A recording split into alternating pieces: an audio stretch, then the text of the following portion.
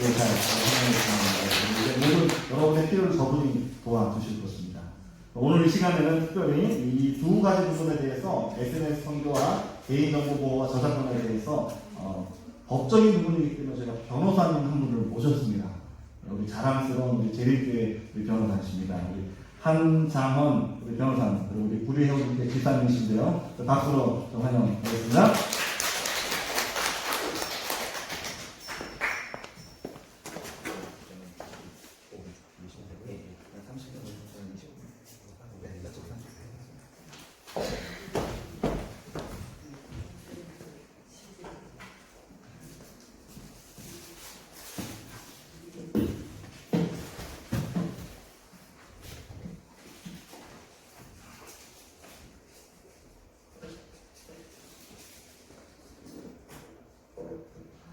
안녕하세요.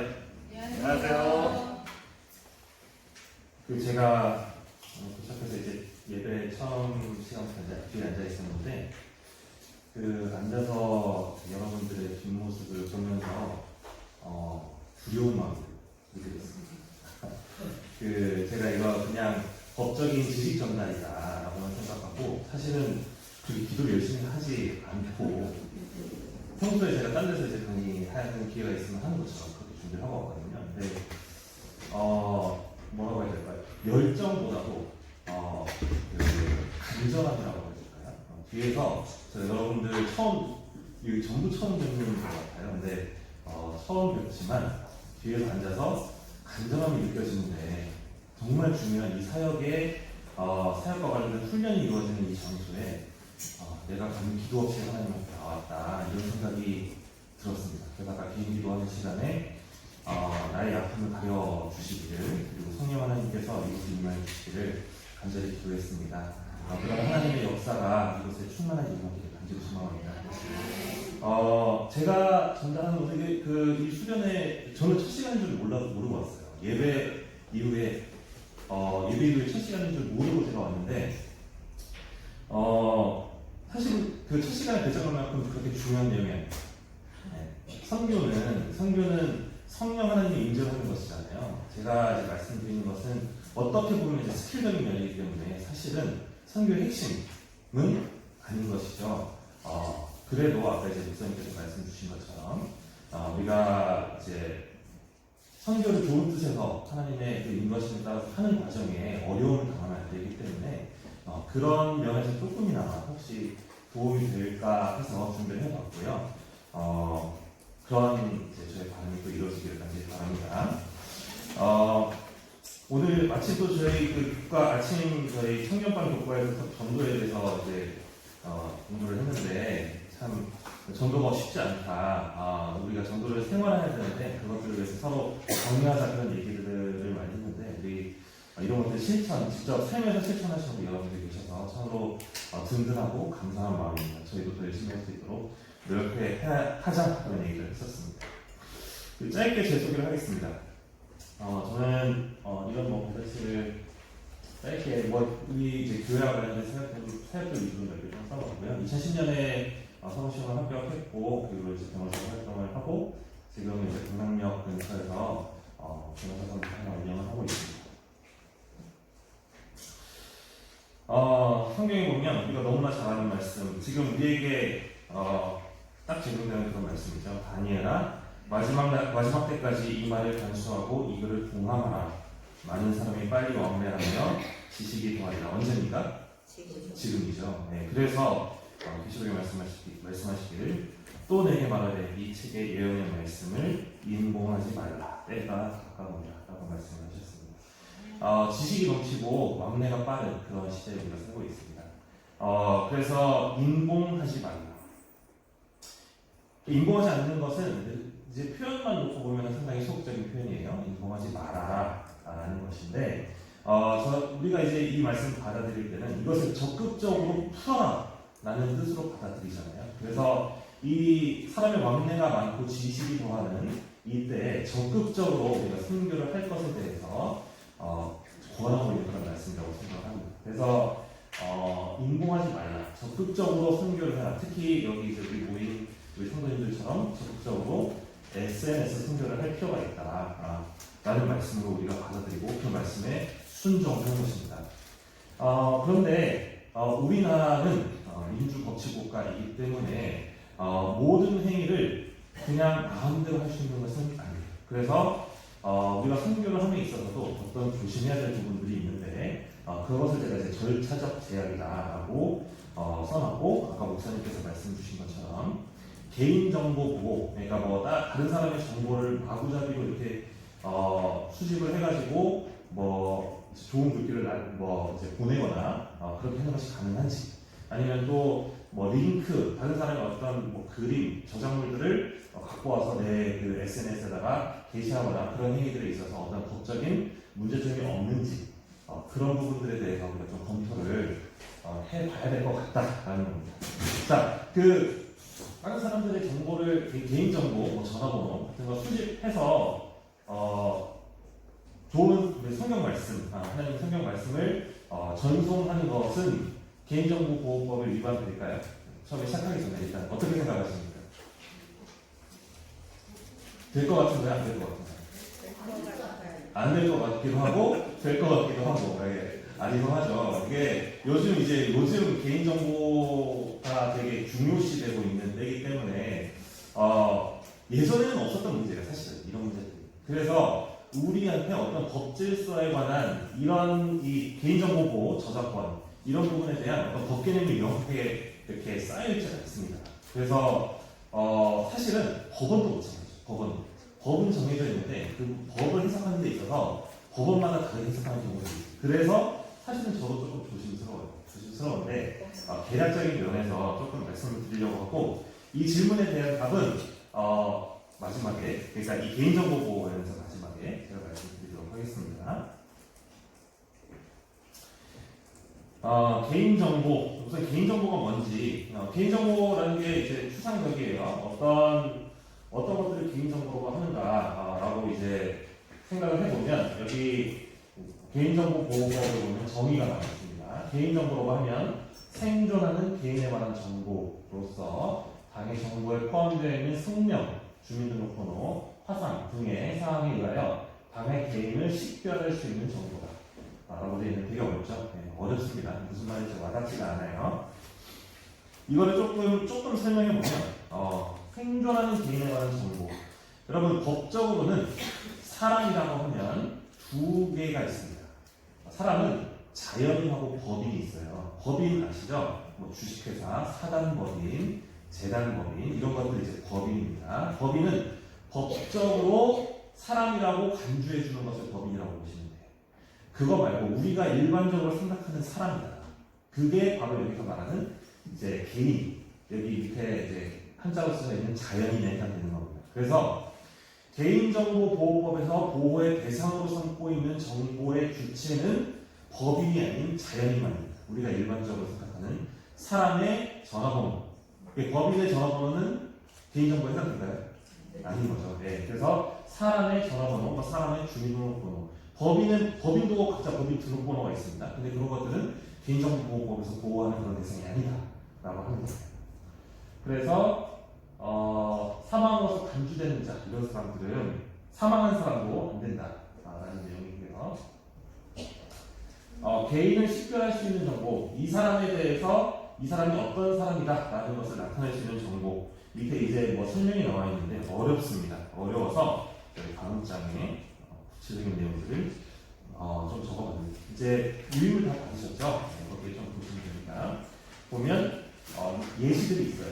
성명, 주민등록번호, 주소, 본적, 가족관계, 본관, 학력, 직업, 자격, 전과, 사상, 신조, 종교, 가치관, 정치적 성향, 소득 규모, 지상 보유 현황, 거래력, 신용정보, 신체 특징, 건강 상태, 신장 체중 병력 장애.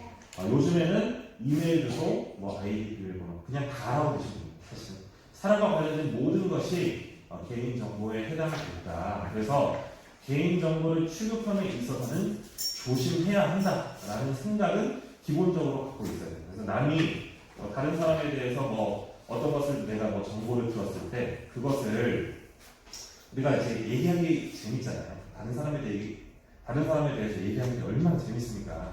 재밌는데 이게 뭐 이제 좋은 얘기건 나쁜 얘기건 간에 이게 명예훼손이 되건 안 되건 간에 어떤 때는 내가 부지불식간에 개인정보보호법을 위반할 소지가 있다.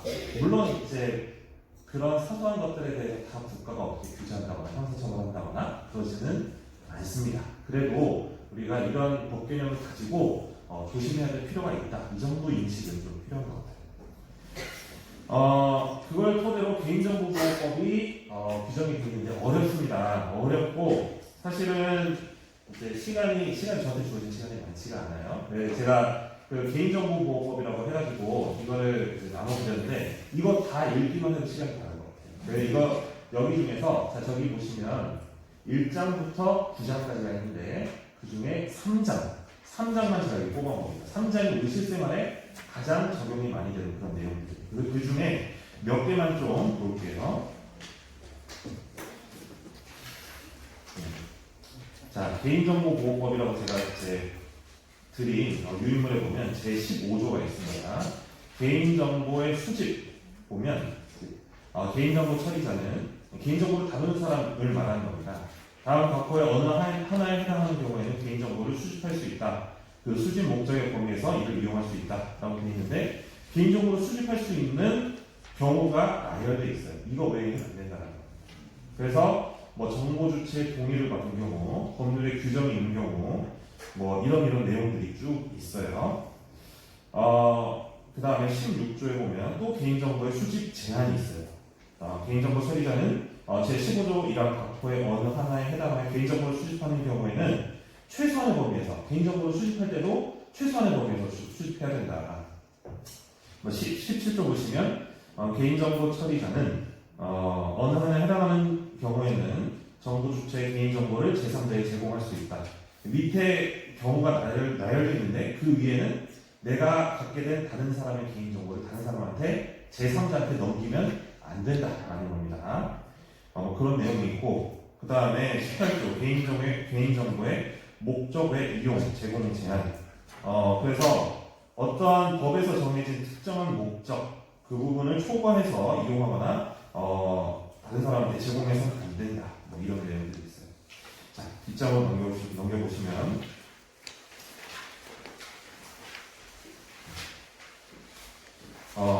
20조 보시면 정보 주체 이외로부터 수집한 개인정보의 수집, 출처 등 고지 뭐 이런저런 제약들이 쭉 있습니다. 그래서 이런 것들을 쭉 보면 결국에는 취지는 뭐냐면 우리나라는 개인정보를 적극적으로 보호를 하기 시작했다. 그래서 함부로 남의 개인정보, 전화번호, 우리 이제 SNS 선별하고 있으니까 스타파도 같은 거 보내려면 SNS 전화번호, 다른 사람의 전화번호 같은 것들을 이제 수집하거나 그런 데 있어서 안 된다라는 내용을 규정을 하고 있어요. 그러면 큰일이 났죠. 어떡합니까 이거? 우리가 선별을 해야 되는데 방법이 없는 거잖아요. 그래서 여기까지만 보면 아까 제가 처음에 질문 드렸던 부분에 대해서 안 된다라고 답하신 부분들이 이제 분들의 그 말씀이 맞는 것 같습니다. 그런데 제가 그 개인정보보호법 그 8장 여기 이제 맨 밑에 보시면 8장이라고 써져 있어요. 저기 적용 제외라고 되어 있는데 이 적용 제외를 보면서 하나님의 은혜를 여기 정말입니다. 하나님의 은혜를 느끼는데 자 한번 보겠습니다. 다음 장에 보시면 여기 3장부터 7장에 여러 가지 그런 제약들이 써져 있어요. 이렇게 하지 말아라. 저렇게 하지 마라. 개인정보 이렇게 수집하지 말아라. 이렇게 이용하지 말아라. 뭐 이렇게 하면 어떻게 된다. 뭐 이런 식으로 써져 있는데 8장에 보면 다음 각호의 어느 하나에 해당하는 개인정보에 관하여는 제3장부터 제7장까지를 적용하지 않는다. 아까 보면 제3장부터 17장에 여러 가지 각가지 제약들이 써져 있는데 그거를 적용하지 않겠다라고 한 겁니다. 그리고 그 중에 하나가 보면 사후에 언론, 종교 단체, 정당이 각각 취재, 보도, 선교, 선거 입후보자 추천 등 고유 목적을 달성하기 위하여 수집 이용하는 개인 정보라고 되어 있습니다. 아멘이죠? 아멘입니다, 정말. 네, 놀라운 일입니다. 어떻게 이렇게 되어 있는지. 종교단체에서 선교 목적을 달성하기 위해서 수집 이용하는 개인 정보는 그런 적이 없다라는 거예요. 놀랍죠. 그러니까 제가 그 앞에 있는 내용들 사실은 제가 왜 말씀을 드렸냐면 평소에 우리가 이런 법 의식은 있어야 된다는 차원에서 말씀을 드린 겁니다. 그런데 그것과 별개로 이렇게 개인정보보호법이 구성되어 있습니다. 그래서 여러분 우리가 이런 부분에 있어서 상당한 자유를 얻었습니다. 그러니까 개인정보를 수집함에 있어서 뭐 전화번호를 얻는 것 그리고 우리 선교단체 내에서 선교 목적으로 선교 어떠한 이제 문구나 그런 것들을 전달하기 위해서 그 개인정보를 좀 공유하거나 이런 부분들은 법에 의해서 허락되지 않는 것이 아닙니다. 그래서 그런 부분들을 이제 기억하시고 우리가 선교하는 데 있어서 이 법 조항을 잘 활용할 수 있으면 좋겠습니다. 네. 그런데 저는 이게 조심스러워요. 사실은 그때 제 그 변호사니까 의뢰인들이 와서 이것저것 물어봐. 이렇게 해도 되냐? 저렇게 해도 되냐라고 할 때 제가 보통 어떻게 대답할까요? 예, 안 된다고 해요, 보통. 예, 위험하다고 많이 합니다. 왜냐하면 나중에 변호사 이거 그렇게 했는데 이거 어떻게 된 일이냐 이러면서 제가 하잖아요. 예, 제가 이렇게 얘기해도 사실은 제가 된다라고 하면은 진짜 무차별적으로 막 하게 되면 사실은 문제가 생길 수가 있어요. 그리고 우리가 이 지금 아까 말씀드린 58조 4호의 이런 허락 규정, 그러니까 종교단체가 선교의 목적으로 하는 것은 가능하다는 것을 남용하게 되면 제 생각에는 사회적인 인식이 안 좋아질 염려가 있습니다. 그래서 이게 지금 막 뭐 선교단체에서 무차별적으로 막 전화 와가지고 어떻게 이거 개인정보 내 전화번호 알아서 이렇게 전화했냐라고 다 개인정보 보고 58조 4호에 보시면은 자 여기 종교단체 선교국장은 이렇게 무방하기 때문에 당신의 그 개인정보를 안 것에 대해서 나는 아무런 책임이 없습니다. 이런 식으로 하면 안 된다는 거죠. 그러니까 우리가 다른 사람의 개인정보는 소중하다라는 것을 인식을 해야 됩니다. 그래서 이 부분에 있어서 우리가 이제 남용하지 않고 다른 사람들에게 기분을 나쁘지 않게 하는 것이 정말 중요한 것 같습니다. 이게 만약에 남용하게 되면 이 규정이 개인의 어떤 프라이버시권을 침해한다고 해서 예를 들어서 헌법재판소에 헌법소원이 들어간다, 위헌소원이 들어간다라고 하면은 이것이 위헌법률로 인정이 돼가지고 폐지될 여력도 있는 거예요. 실질적으로 우리나라에는 그런 제도가 있습니다. 입법자만이 그렇게 바꾸는 것이 아니라 헌법재판소에서도 법률을 위헌이라고 선언하고 그 법률의 효력가 없을 수가 있는 겁니다. 그러니까 우리가 이런 우리에게 혜택으로 주어진 법 규정을 이용을 할 때도 슬기롭게 그렇게 해야 될 필요가 있으므로 여러분들께서도 이제 무차별적으로 이제 나는 자유를 얻었다라는 개념보다도 개인정보를 소중하고 이 사람 것을 지켜줘야 하지만 나에게 어느 정도 하나님께서 허락하신 은혜가 있다. 이런 관점으로 다가서셔야 될 것 같다라는 생각입니다.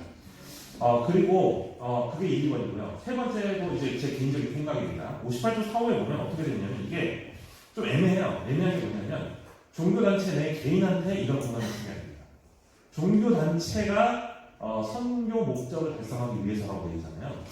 그래서 제 생각에는 이게 지금 이제 목사님도 계시지만 이 SNS 선교하는 이제 제가 감가는 방법을 처음 들었는데 이 선교 단체를 정식적으로 이제 조직을 해서 물론 우리가 다 재림교회 안에 성도로서 다 되어 있지만 정식적인 선교 단체를 딱 구성을 해서 거기에 등록을 하면 이 지금 종교 단체 선교 목적이라는 어떤 문구를 벗어나지 않을 위험이 이렇게 않을 가능성이 더 큰 것 같아요. 그래서 그런 부분에 있어서도 우리 이제 교단 내에서는 정책적으로 조금 이 법 규정에 대해서 좀 생각해보고 추진해봐야 되는 거 아닌가 그런 생각이 듭니다. 그래서 개인정보보호법에 대해서 이렇게 간단하게 답이 너무 명쾌해가지고 제가 답이 명쾌해서 이렇게 말씀을 드리고 다음 저작권으로 한번 넘어가도록 하겠습니다.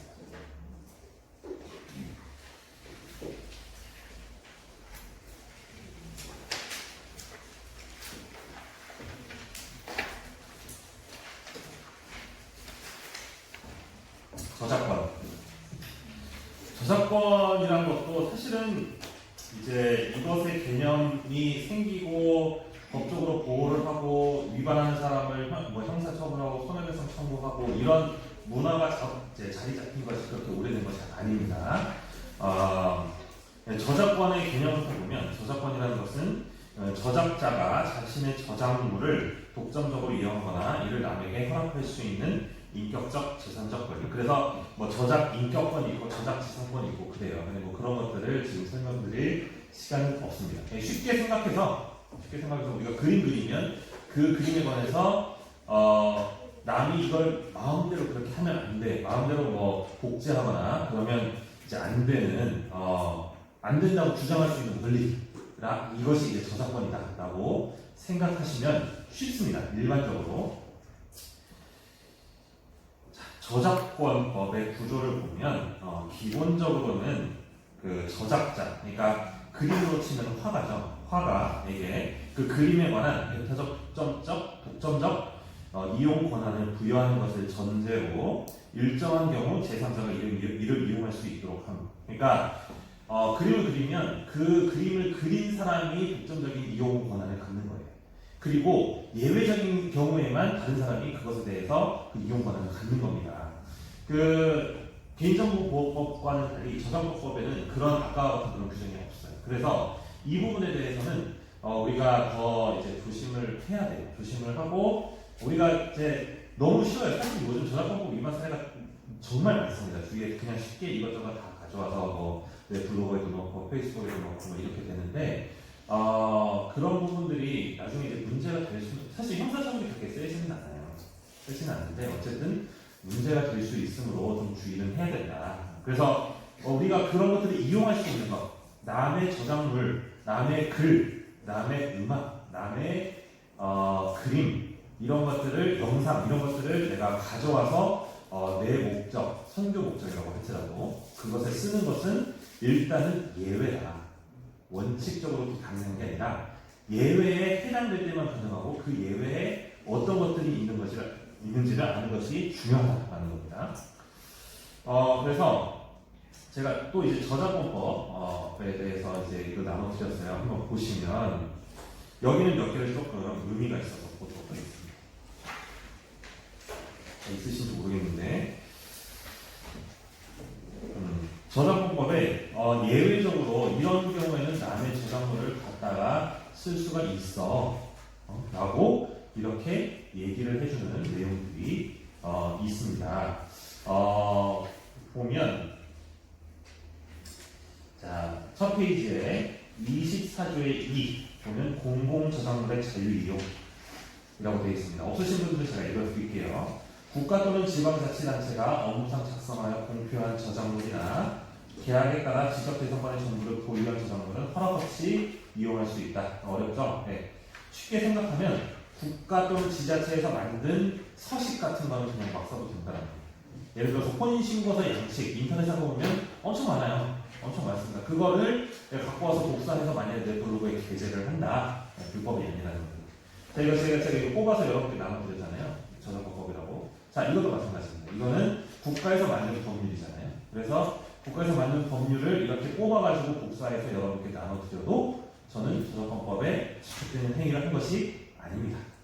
라는 거에 24조 2는 25조 고등학교 및 이에 구현한 학교 이하의 학교의 교육 목적상 필요한 교과용 도서에는 공표된 저작물을 게재할 수 있다. 예를 들어서 뭐 단원 김홍도의 그림을 국사교육과서에 실었다. 물론 김홍도의 그림은 저작권 보호기간은 보통 이제 70년입니다. 사후 70년인데 그보다 훨씬 기간이 지났죠. 근데 제가 이 예를 들기 위해서 말씀을 드리는데 그런 김홍도 이제 그 화가의 그림 같은 것을 실었다라고 하면은 그것이 저작권법 위반이 아니다라는 거예요. 교과서 같은 데다가 싣는 거.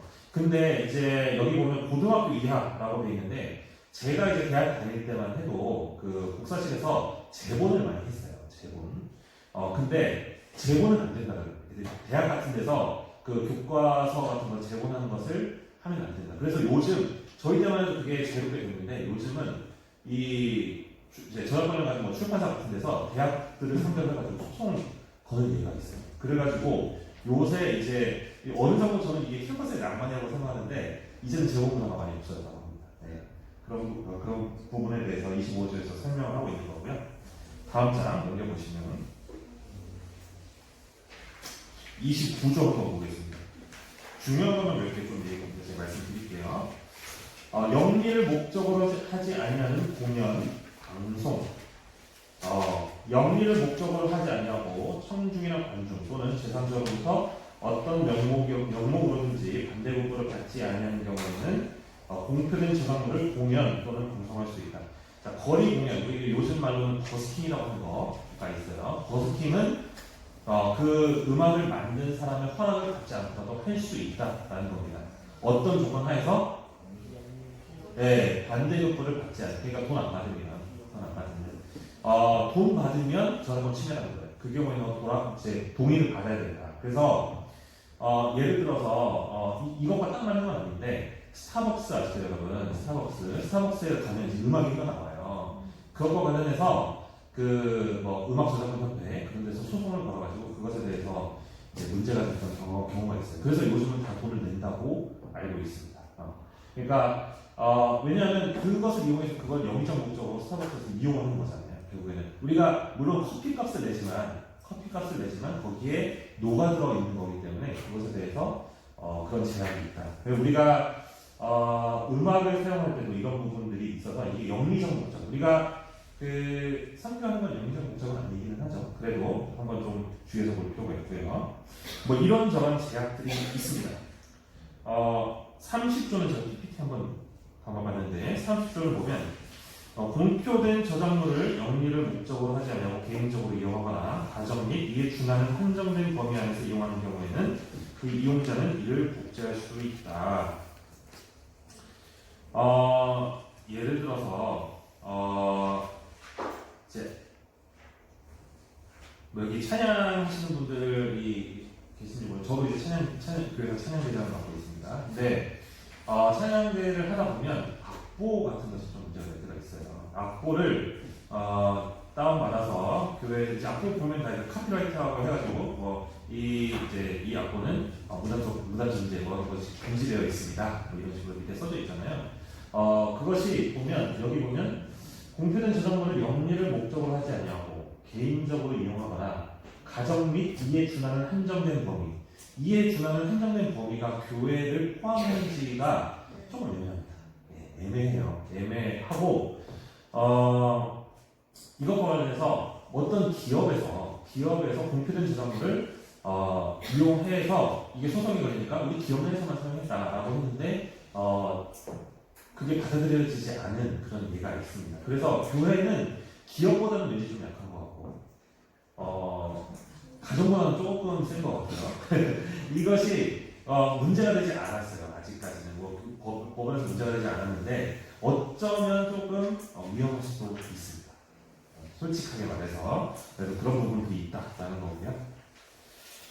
그 다음에 위임을 다음 페이지 보시면 35조 한번 보겠습니다. 35조 보시면 미술 저작물 등의 원본의 소유자나 그의 동의를 얻은 자는 그 저작물을 원본에 의하여 전시할 수 있다. 다만 이제 가로, 공원, 건축물의 외벽, 그 밖에 공중에 개방된 장소에 항시 전시하는 경우는 그러하지 아니하다. 2항 제1항 단서에 규정에 따른 개방된 장소에 항시 전시되어 있는 미술 저작물 등은 어떠한 방법으로든지 이를 복제하여 이용할 수 있다. 2항을 제가 보려고 하는 건데요.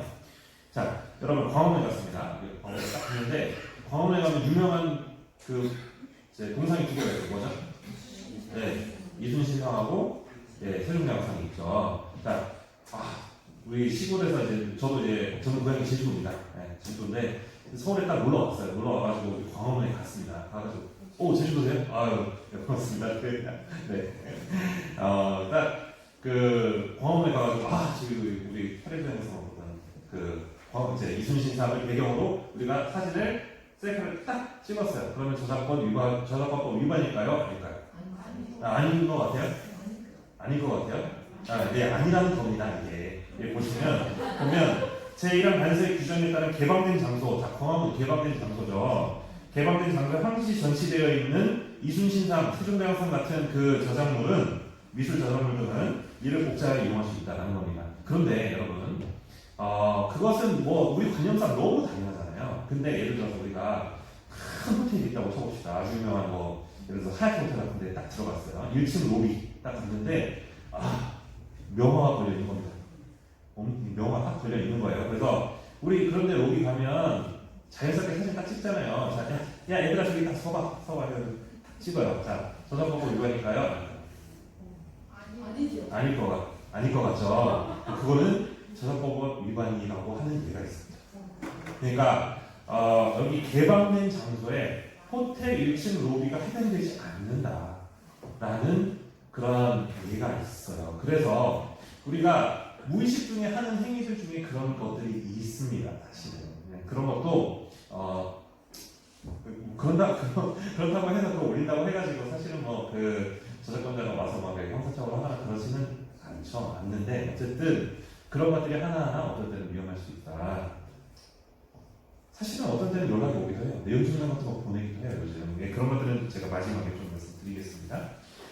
그래서 이런 어쨌든 제약들이 있는데 그 제약에 대한 예외가 있는데 우리가 일반적으로 하는 행위들, 선교 관련해서 다른 데서 뭐 예를 들어서 지금 저런 이제 예수님의 그림 같은 것들을 누가 예를 들어서 유명한 화가가 최근 한 10년 내에 그랬다고 우리가 생각을 해봤습니다. 근데 그게 엄청 유명해졌어요. 그래서 그거를 제가 그 블로그에 화가까지 잡고 가져오면 이것과 관련해서는 어떤 예외 규정을 이런 것에 대해서 예외 규정을 이제 적용해 놓지 않고 있어요. 규정해 놓지 않고 있어요. 그래서 그것이 저작권법 위반 소지가 있어서 조심해야 될 필요가 있습니다. 35조의 3은 최근에 규정이 됐어요. 근데 이건 뭐냐면 그런 제한에 대한 예외 사유를 한정적으로 이제 열거해 놨는데 그거 말고도 포괄적으로 이런 목적이면은 그래도 사회 선교사는 노래는 괜찮을 것 같아라고 정해놓은 겁니다. 포괄적으로 여기 보면 23조부터 35조의 2까지가 아까 제가 말씀드린 요 이제 조문들이고 내 경우 외에 저작물의 통상적인 이용 방법과 충돌하지 않냐고 저작자의 정당한 이익을 부당하게 해치지 아니하는 경우에는 보도, 비평, 교육, 연구, 선교는 안 써져 있습니다. 등을 위하여 저작물을 이용할 수 있다. 어쨌든 웬만하면 가지겠다 이런 취지라고 생각하시면 돼요. 웬만한 건 그러니까 이 저작물의 목적, 너네가 이용하는 목적상 별다른 어떤 불법적인 그런 냄새가 안 나면 괜찮다라는 건데 문제는 뭐냐면요. 이 규정이 만들어지긴 했는데 이게 적용돼가지고 면책이 사례가 없어요. 이게 아직은 활성화되지가 않았습니다. 그래서 이제 선교 활동을 하다 보면 SNS 선교를 하다 보면 부득이한 경우가 있겠지만 어쨌든 뭔가 내 블로그, 내 게시판, 내 페이스북, 인스타그램 여기다가 다른 사람의 어떤 저작물들을 가지고 올 때는 일단 조금 생각을 해보셔야 돼요. 조심을 하셔야 됩니다. 조심하셔야 되고 그래서 뭐 그렇다고 해요. 저도 잘은 모르는데 우리나라 홈페이지들은 우리나라는 아직 저작권 개념이 그렇게 막 투철하지가 않아요. 그래서 우리나라 홈페이지 딱 가보면 되게 막 휘황찬란하게 화려하게 되어 있습니다. 근데 저작권 개념이 아주 센 나라 뭐 미국도 있지만 이렇게 옆에 보면 일본이 그렇게 되게 세거든요. 그래서 일본 홈페이지 같은 데 들어가 보면 되게 우리나라로 치면 되게 심심하게 분리한다고 해요. 그게 뭐냐면 저작권 침해 우려가 있기 때문에 그렇게 화려하게 꾸미지를 못하는 겁니다. 그래서 우리도 저작권 개념이 약해지진 않는 거예요. 점점 더 세질 거거든요. 그러니까 앞으로도 좀 조심해야 될 그런 필요가 있습니다. 5분에 맞춰야 됩니다. 제 의무는 자 출처 명시 의무. 저작물을 가지고 오더라도 일단 요거 제가 뭐 헷갈릴 때가 있어요. 저작물 이게 가지고 오는 것이 이래도 되나 싶을 때 헷갈릴 때 최소한 요거라도 하나는 하셔야 됩니다. 뭐냐면은 자 요거는 어디서 가져왔습니다. 라고 쓰는 거예요. 그러다가 자 이거는 어디서 가져왔습니다. 누구의 겁니다. 뭐 글을 하나 쓴다라고 할 때도 논문 표절이 문제되는 게 뭐냐면 각주를 안 따라서 그런 거거든요. 이게 마치 내가 쓴 그린 것처럼 써서 그런 거예요. 각주에다가 뭐 어느 뭐 어느 교수님 무슨 책 몇 년도 무슨 책 몇 페이지 인용 이렇게 써놓은 문제가 없는데 그거 안에서 그게 표준이라고 이렇게 되는 거거든요. 그러니까 출처 명시 의무 출처를 명시를 해야 면책이 된다는 거예요. 이게 뭐 이거 자체가 형이 세진 않아요. 이거 위반하면 500만 원 이하의 벌금. 500만 원까지 나오지만 훨씬 낮은데 어쨌든 이것과 다른 저작권법 위반과 막 겹치다 보면은 좀 문제가 될 수 있기 때문에 출처 명시 내가 딴 데서 뭐 가져올 때는 그것을 꼭 주의를 하셔서 가져오셔야 됩니다. 자, 요즘 저작권법 관련해서 위반 그 소지가 있으면 어떻게 업무를 처리를 하고 있냐면요. 그 저작권법 관련해서 주로 다루는 변호사 사무실들이 있어요. 법무법인에서 그냥 그 의뢰인으로부터 내 저작권에 침해 당했습니다 라고 얘기를 들어서가 아니라 그냥 그 법무법인 직원들이 막 돌아다녀요. 보면서 어떤 블로그 같은 데 가가지고 이거 남의 그림 가져다 썼네 라고 하면 그거들을 수술을 막 해요. 리스트를 이렇게 딱 만들어가지고 내용 증명을 딱 보냅니다. 자, 내용 증명 보내고 그 저작자한테 가서 여러분들 보세요. 제가 이렇게 내용 증명 보냈으니까 당신 손해배상 받을 수 있어요. 그 합의금 중에 얼마를 주세요 라고 하는 거예요. 그래서 그런 식으로 업무 처리를 많이 합니다. 거기 보면은 자 이제 당신은 저작권법 위반했기 때문에 우리랑 적당하게 합의하지 않으면 우리가 고소해가지고 형사처벌하고 손해배상 청구할 거다. 그렇게 당하기 싫으면은 뭐 50만 원 내라. 뭐 이런 식으로 이제 날라옵니다. 실제 제주에도 많이 받아봤어요. 그런 경우들이 많이 있어요. 뭐 그런 위험이 있다. 이 저작권법 위반죄는 친고죄 대부분 뭐 아닌 경우도 몇 개 있는데요. 대부분 친고죄라고 해서 고소가 없으면 형사처벌할 수가 없습니다. 고소가 있어야만 수사도 할 수 있고 형사처벌을 할 수가 있어요. 그래서 그런 내용 증명을 받으시면 어떻게 해야 되냐? 합의하셔야 됩니다. 웬만하면. 사실은 이렇게 그것이 이제 그 주장이 맞는지를 뭐 알아보는 그런 단계들이 있기는 있어요. 뭐 이게 저작물이 맞냐, 저작권자가 맞냐, 보호기간은 지났냐 아니냐고 이런저런 그 항변 사례들이 있긴 있는데 그래도 웬만하면은 빠른 시간 내에 그것에 대한 어떤 판단을 딱 하셔가지고 내가 좀 위험하겠다라고 생각하면 그냥 합의를 하시는 겁니다. 그게 웬만해서는 맞으니까요. 내용 증명 딱 날라오면 주위에 조금만 뭐 이제 변호사라든지 뭐 법적 지식이 있는 분들은 조금만 물어보시고 그렇게 업무 처리를 하셔야 됩니다.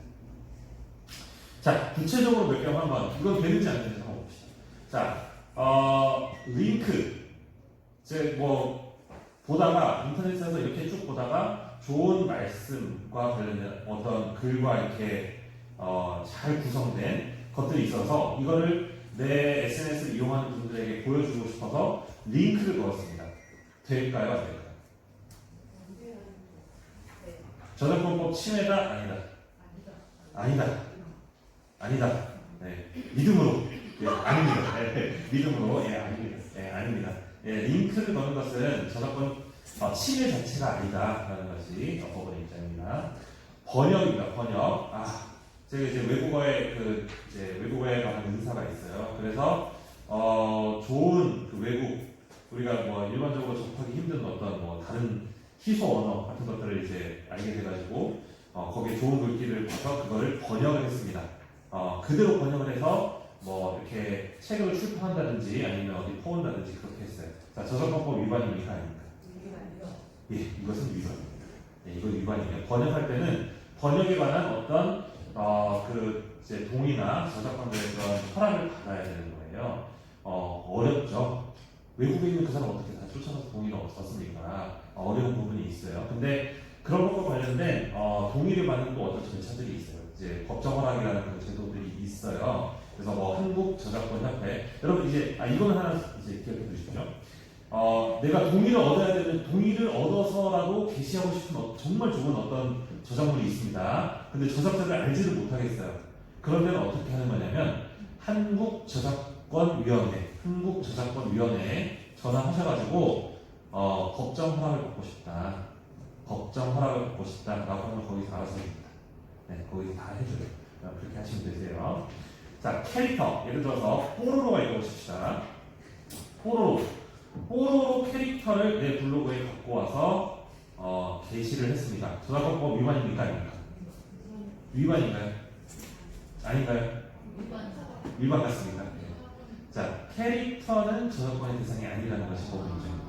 자, 캐릭터가 들어가 있는 그 소설이나 영상 같은 그림이나 만화나 영상 같은 그 저작물, 그게 이제 저작권의 대상이다. 저작권 침해 대상이다. 말하자면 뽀로로가 뽀로로가 등장하는 뽀로로 시즌 1 몇 편 이거를 내 블로그에 갖고 오면 그건 저작권법 위반이지만 뽀로로라는 캐릭터의 그 이미지 자체를 내 게시판에 갖고 오는 것은 위법이 아니다라는 겁니다. 네, 미키마우스 때문에 저작권의 보호기간이 70년도 늘어났다는 얘기가 있어요. 그게 이제 협상하는 과정에서 원래는 50년이었거든요. 근데 미키마우스라는 캐릭터를 내 블로그에 갖고 오는 것 자체는 문제가 아닙니다. 미키마우스 만화를 갖고 와서 내 블로그에 허락 없이 갖고 오면 월트 디즈니에서 소송을 거는 거예요.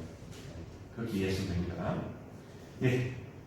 그래서 여기까지 해서 간단하게 저한테 이제 30분, 한 40분, 50분 정도 시간이 주어졌었는데, 그 개인정보 보호하고, 저작권 관련해서 이렇게 좀 말씀드렸습니다. 그래서,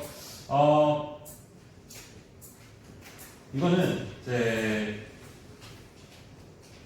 변호사로서 드린 말씀은 아닌데, 사실은 근데, 이런 것들을, 아직은 우리나라가 조금 인식이 덜하기는 해요. 솔직히 좀 덜한 부분이 있어서 그렇긴 한데 그래도 일단은 이런 것들을 해볼 때 최소한 내가 이런 법의식이 있다는 것을 인식을 하고 출처 명시를 해야 된다. 그리고 이것이 남의 저작물이다. 이런 것들을 이제 인식하는 습관을 기르셔야 결국에는 나중에 문제가 될 소지들을 줄여나갈 수가 있습니다. 선교 목적이라고 해도 이런 부분 때문에 우리가 곤란하게 겪어서는 안 되는 거잖아요. 그래서 그런 부분에 있어서 개인정보 보호뿐만이 아니라 저작권 부분에 있어서도 우리가 법의식을 가지고 잘 해나갔으면 좋겠습니다. 그래서 어쨌든 정말 이제 이 시대에 꼭 필요한 사업들, 사역들을 해주시고 계신 우리 여러 믿음의 선배님들 정말 존경하는 마음이고요.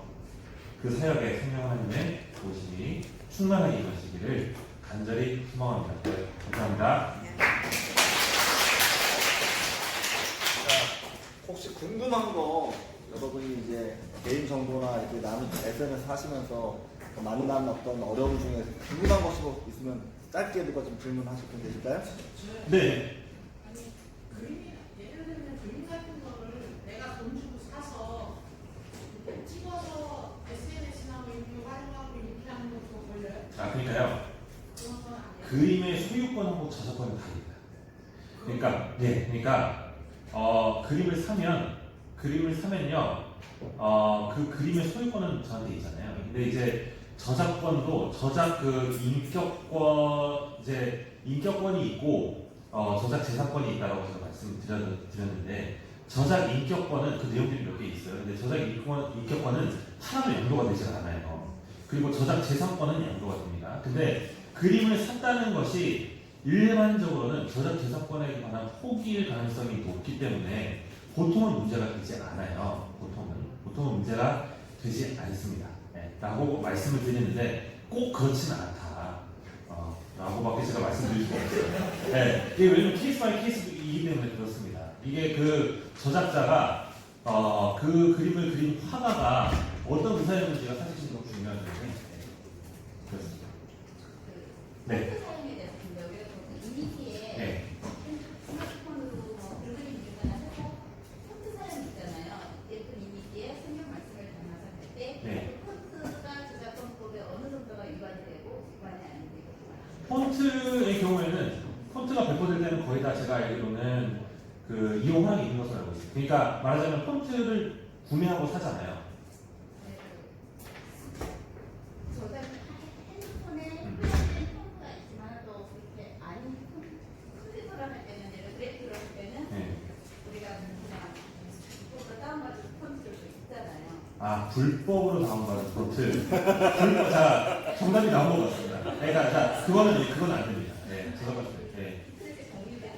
그러니까 그게 이제 그 공유된 과정이 공유가 어떤 식으로 됐는지 모르겠지만 일단은 폰트 자체의 저작권이 이제 있을 테니까 그것을 보통 이제 예를 들어서 우리가 아래 한글을 샀다 그럼 거기에 그 아래 한글 버전 몇에 있는 폰트들은 그래 아래 한글 자체를 삼으로 인해서 그 폰트에 관한 이용 허락이 있는 거예요. 근데 그거 말고 우리가 딱 봐도 이제 다른 경로를 통해서 얻은 것은 그 이용 허락의 대상에 포함되지 않는 거기 때문에 그것을 이제 사용하는 것은 안 될 것 같아요.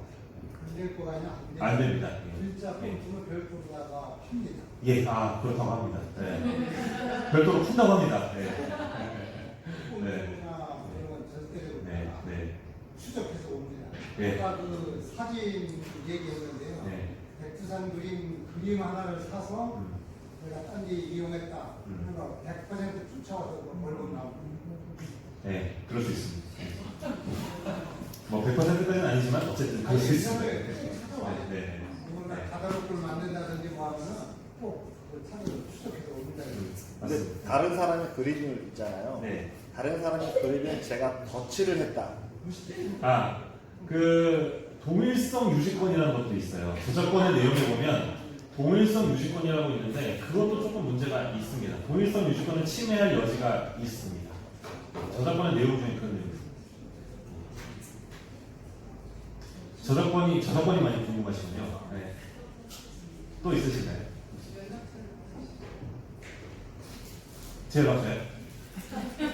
제 연락처요? 제 연락처는 저작권의 대상이 아닙니다. 네. 제 연락처는 010 이상하네요 이거. 네, 5900번에 8774입니다. 네. 한장헌입니다. 네, 마실까요? 네, 자, 감사합니다. 감사합니다.